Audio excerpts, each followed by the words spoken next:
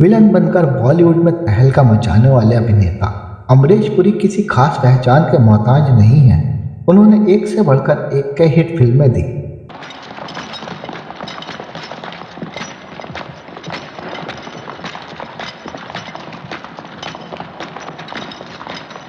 बॉलीवुड में बहुत ही कम ऐसे स्टार होंगे जिनके निभाए किरदार लोगों के दिलों में घर कर जाते हैं। अमरीश पुरी उन्हीं स्टारों में से एक हैं। उन्होंने विलन की भूमिका इस तरह निभाई है कि कोई दूसरा कलाकार उनके आसपास भी नहीं पहुंच पाता था। लगता है कि आज फिर मंडप जलाकर आया है, हाँ? वह अपने किरदार में जान डाल देते थे। अमरीश पुरी ने 30 साल से भी ज़्यादा वक्त तक फिल्मों में काम किया और नकारात्मक भूमिकाओं को इस प्रभावी ढंग से निभाया कि हिंदी फिल्मों में वह बुरे आदमी का प्रयास। अमरीश लाल पुरी का जन्म 22 जून 1932 को पंजाब के नवा शहर, जो अब भगत सिंह के नाम से जाना जाता है, में एक पंजाबी हिंदू परिवार में हुआ था। उनके पिता का नाम लाला निहाल सिंह और माँ का नाम वेद कौर था। उनके 4 भाई बहन थे, चमनपुरी, मदनपुरी, हरीश पुरी और बहन चंद्रकांता। भारतीय सिनेमा के अग्रदूतों में से एक गायक और अभिनेता के.एल. सहगल अमरीश पुरी के चचेरे भाई थे। अपने चचेरे भाई की प्रसिद्धि से प्रभावित होकर अमरीश पुरी के बड़े भाई चमनपुरी और मदनपुरी 1950 के दशक में फिल्मों में अपनी किस्मत आजमाने के लिए मुंबई चले गए और उन्होंने चरित्र अभिनेता के रूप में काम किया। अमरीश पुरी ने अपनी शुरुआती पढ़ाई पंजाब से की। उसके बाद वे शिमला चले गए। शिमला के बीएम कॉलेज से पढ़ाई पूरी करने के बाद उन्होंने अभिनय की दुनिया में कदम रखा। अमरीश पुरी बॉलीवुड में हीरो बनने आए थे, लेकिन किस्मत ने उन्हें विलन बना दिया।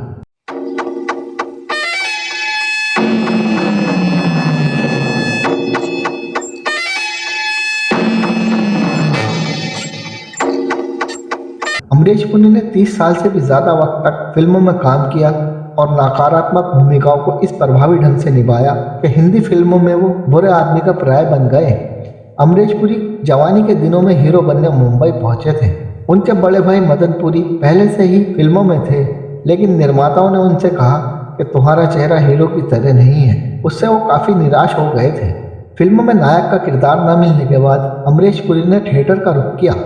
रंगमंच की दुनिया से अपने अभिनय कैरियर की शुरुआत की, जहां उन्होंने अपने दमदार अभिनय से खूब खासियत पाई। उन्होंने सत्यदेव दुबे और गिरीश कर्नाड के लिखे नाटकों में प्रस्तुतियां दी। रंगमंच से उनका बेहद लगाव था। एक समय ऐसा था जब स्वर्गीय अटल बिहारी वाजपेयी और स्वर्गीय इंदिरा गांधी जैसी हस्तियां उनके नाटक को देखा करती थी।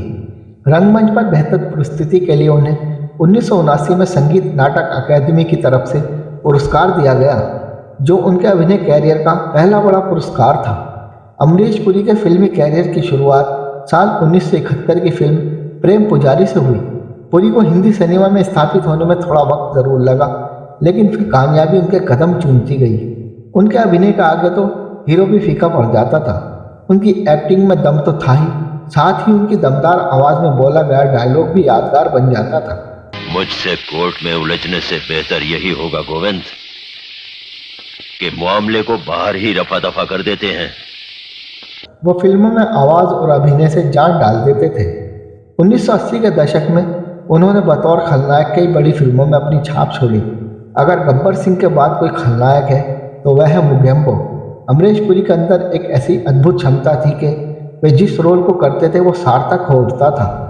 आपने उन्हें मिस्टर इंडिया के मोगेम्बो के रोल में देखकर उनसे नफरत ज़रूर की होगी, तो उन्होंने ही दिलवाले दुल्हनिया ले जाएंगे में सिमरन का पिता बनकर सबका दिल छू लिया था। साल 1987 में आई मिस्टर इंडिया में उनका किरदार मोगेम्बो बेहद मशहूर हुआ। फिल्म का डायलॉग मोगेम्बो खुश हुआ आज भी लोगों के जहन में बरकरार है।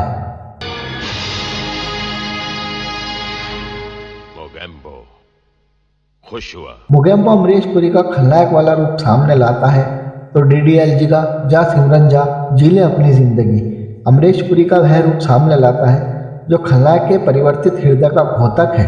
उन्होंने 1984 में बनी स्टीवन स्पिलबर्ग की film Indiana Jones and the Temple of Doom में मौला राम की भूमिका निभाई, जो काफ़ी चर्चित रही। इस भूमिका का असर ऐसा हुआ कि उन्होंने हमेशा अपना सर मुड़ाकर रहने का फैसला किया। इस कारण खलनायक की भूमिका भी उन्हें काफ़ी मिली। अमरीश पुरी हर किरदार में फिट होने वाले एक आदर्श अभिनेता थे। एक पिता, दोस्त और विलन, तीनों ही किरदार पर उनकी पकड़ उन्हें महान कलाकार बनाती थी। हिंदी सिनेमा इस महान अभिनेता के बिना शायद अधूरा ही रह जाता। अमरीश पुरी ने अभिनय कला का दमदार परिचय दिया है और हिंदी कला जगत में अपना मुकाम स्थापित किया। 1987 में शेखर कपूर की फिल्म मिस्टर इंडिया में मोगेम्बो की भूमिका के जरिए वो सभी के जहन में छा गए। 1990 के दशक में उन्होंने दिलवाले दुल्हनिया ले जाएंगे, घायल और विरासत में अपनी सकारात्मक भूमिका के जरिए सभी का दिल जीत लिया था। अमरीश पुरी ने निशान, मंथन, भूमिका, आक्रोश जैसी कई फिल्में की। 80 के दशक में उन्होंने बतौर खलनायक कई अविस्मरणीय भूमिकाएं निभाईं। हम पांच, नसीब, विधाता, हीरो, अंधा कानून, अर्धसत्य जैसी फिल्मों में उन्होंने बतौर खलनायक ऐसी छाप छोड़ी कि फिल्म प्रेमियों के मन में उनके नाम से ही खौफ पैदा हो जाता था। श्राद्ध, लोग तो मरने के बाद श्राद्ध मनाते हैं ना, हम तुम्हारा श्राद्ध मरने से एक दिन पहले मना रहे हैं। अमरीश पुरी ने हिंदी के अलावा कन्नड़, पंजाबी, मलयालम, तेलुगु और तमिल मूवीज में भी काम किया है। इसी के साथ उन्होंने हॉलीवुड मूवी में भी काम किया। उन्होंने अपने पूरे कैरियर में 400 से भी अधिक फिल्मों में अभिनय किया।